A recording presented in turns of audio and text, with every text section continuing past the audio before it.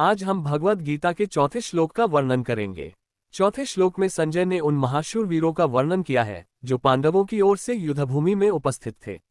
सबसे पहले उन्होंने भीम और अर्जुन का उल्लेख किया क्योंकि ये दोनों पांडव सेना की सबसे बड़ी शक्ति थे। भीम अपनी अपार शारीरिक ताकत और गदा युद्ध में अद्वितीय थे। उनका संकल्प था कि वे दुर्योधन और उसके भाइयों को पराजित करके धर्म की स्थापना करेंगे। अर्जुन धनुर्विद्या में अनुपम माने जाते थे। उनके पास गांडीव धनुष और दिव्यास्त्रों का ज्ञान था। युद्धभूमि में अर्जुन का योगदान निर्णायक था। इसके बाद संजय ने कुछ अन्य महत्वपूर्ण योद्धाओं का उल्लेख किया। युयुधान सत्यकी, जो यादव वंश के थे और कृष्ण के शिष्य। वे अर्जुन के अत्यंत प्रिय और वीर साथी थे। विराट, मत्स्यराज विराट, जिनके यहाँ पांडव अज्ञातवास के समय रहे। वे भी एक बलवान महारथी थे।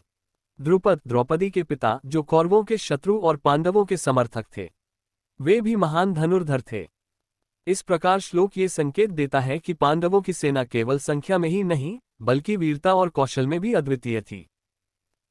इस श्लोक का निष्कर्ष पांडव सेना की शक्ति और महत्व को दिखाना है। संजय द्वारा भीम और अर्जुन जैसे महाशूरों का विशेष उल्लेख ये दर्शाता है कि युद्ध में धर्म की रक्षा करने वाले बल और कौशल दोनों पांडवों के साथ खड़े थे।